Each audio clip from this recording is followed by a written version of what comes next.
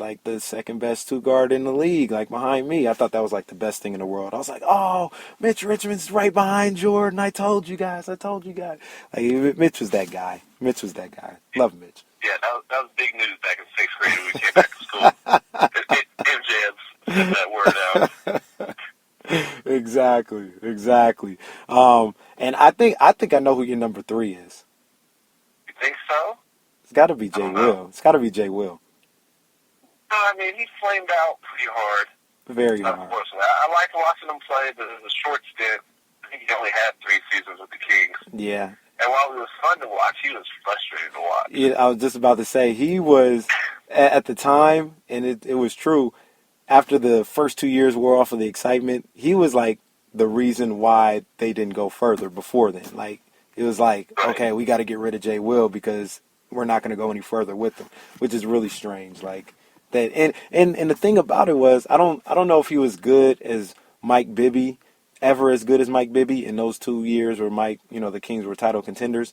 But Jason Williams actually ended up turning into the point guard we wanted him to be those years in Memphis. Like, he was like really good, really stable, like wasn't crazy no more. So I wonder if that would have ever happened in Sacramento where he needed that change of scenery. Right, yeah, but between whatever him and C. Webb are doing outside of basketball, shout out to Oak Park. Shout out to Oak Park. I'm sure that's what they. You know what? Another thing about Jay Will, like being removed from it now and like looking back and like playing basketball, like and trying to make the NBA, it's amazing what he did on the floor. Like, what he did in an NBA game as far as passing and dribbling and making people look foolish and faking people out with the pass. Like, he did stuff that people, like, I mean, I guess there's a reason, turnover rate or whatever, but, like, I don't know if too many guys could do what he did on the floor now. Like, I can't think of nobody, maybe a Rondo or something like that. But other than that, like, the passes he was making, like, when you get a chance, I know you've seen it, just type in Jason Williams on YouTube and just remember some of the ridiculous things he was doing at the NBA level. It's crazy. Right, it seemed innovative and unique. It wasn't all the stuff, anything you'd ever seen before in NBA games. Right. Yeah, it's crazy. So, we've reminisced. The Kings are staying. Now, on to the 2013. I didn't get to number 3 yet. Oh, yeah, I was wrong. That's right, I was wrong. You were wrong. You were incorrect. Number 3 for me was Chris Webber. Yeah, shout out to C. Webb. So watching Chris Webber at the time, I didn't realize how good he actually was with basketball, the things he could do for being his size and being, as agile he is, his vision, his court vision, his ability to dribble up the court. I just assumed that was natural. Right.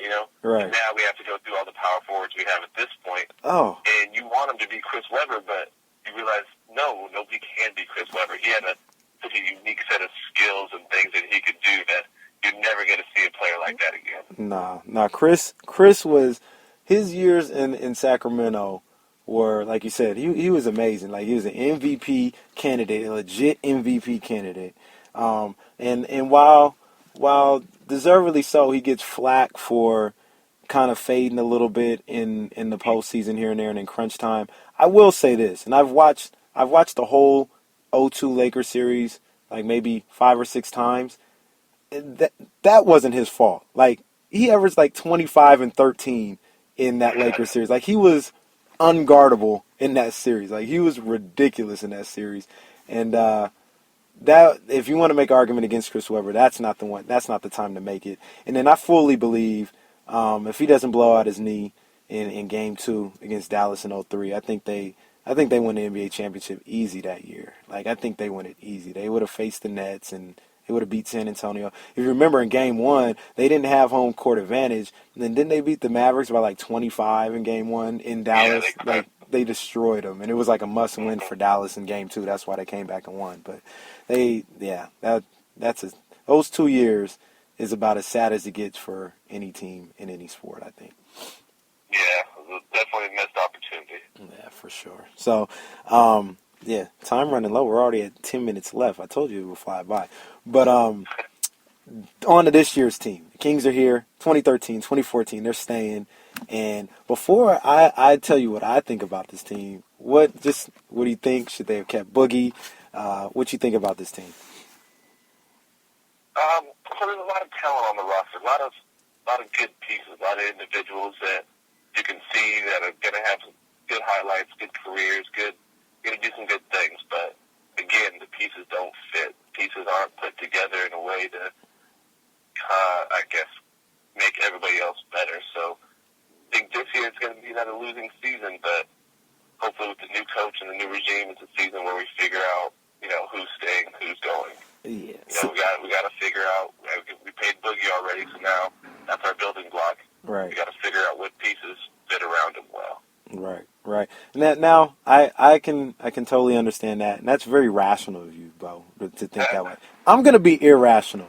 I think this team is gonna surprise a lot of people. I think they're gonna be relatively good. I think they're gonna fight for an eighth seed. I don't know if they'll make it. I don't want to be super homerish and out of. I think they'll fight for the eighth seed. I think they're just as good as, if you look at the people that are talked about being the AC right now, I think they're just as good as Dallas, New Orleans, and Minnesota. Those are the people that are being penciled in as AC contenders. Denver, I think they'll fall off, and I think the Kings are there. I think they do have they have one too many shooting guards, and they have one too many power forwards. And if they can find a way to get rid of one of each and get a small forward, which I don't think they really have. Although Simons is okay, but I'd much rather see Simons elsewhere.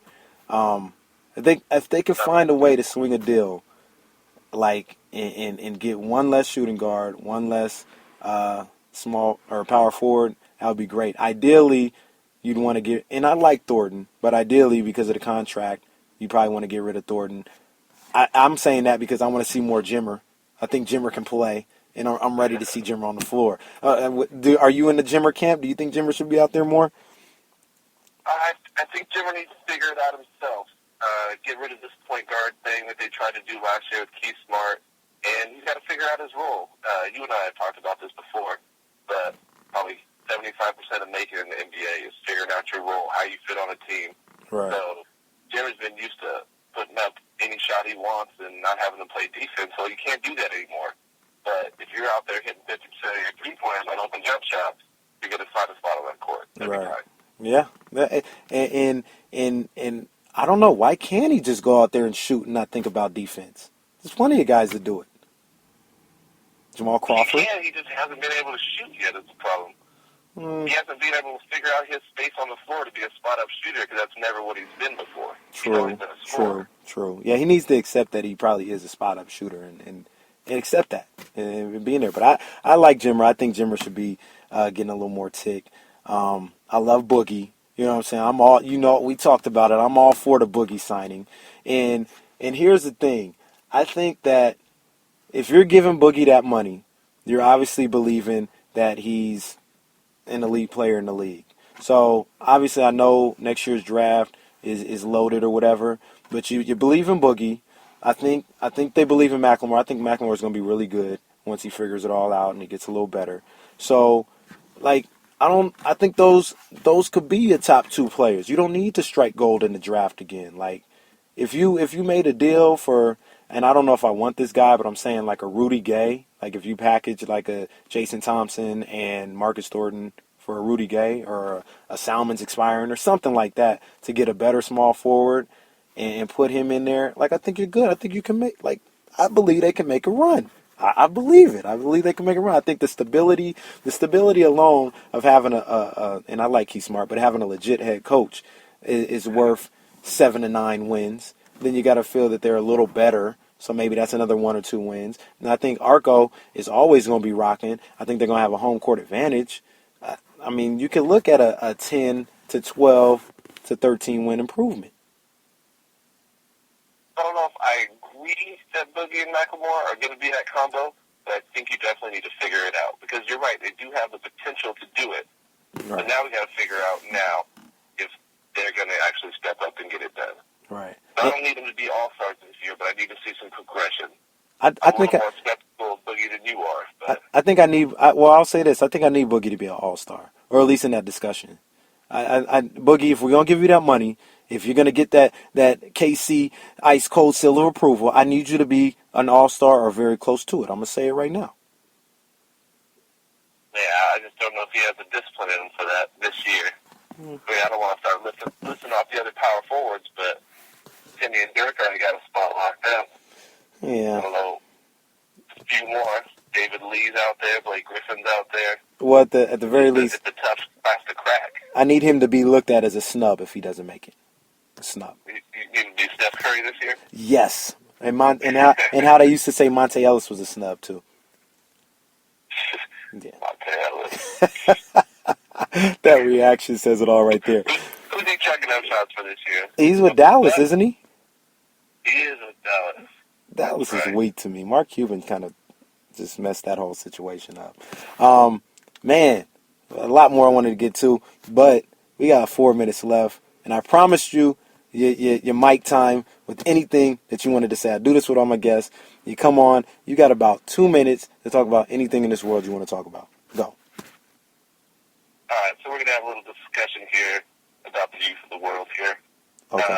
So I coach my daughters in soccer, and I kind of let them drift into soccer themselves. I never pushed basketball on them, even though I played basketball all my life up until college. Yes. But just recently, their grandparents ended up getting them a hoop. It's over at their grandparents' house, so they go after school, and they've been putting up shots in the backyard. Mm. So I'm like, all right, I'll get into this with them a little bit.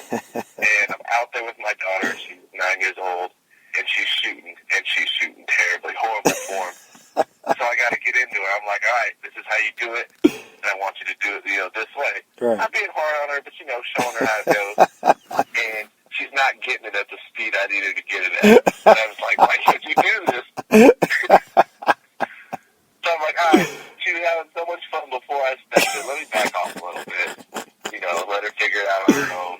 Right. And now she comes to me a little bit more. I'm like, hey, what'd you tell me to do? And I'll give her that back. But in the moment, I had to back off and catch myself doing it. So right. I know you got your little boy. He's far away from that. Yes. But what are your plans on, making him the athlete you want him to be?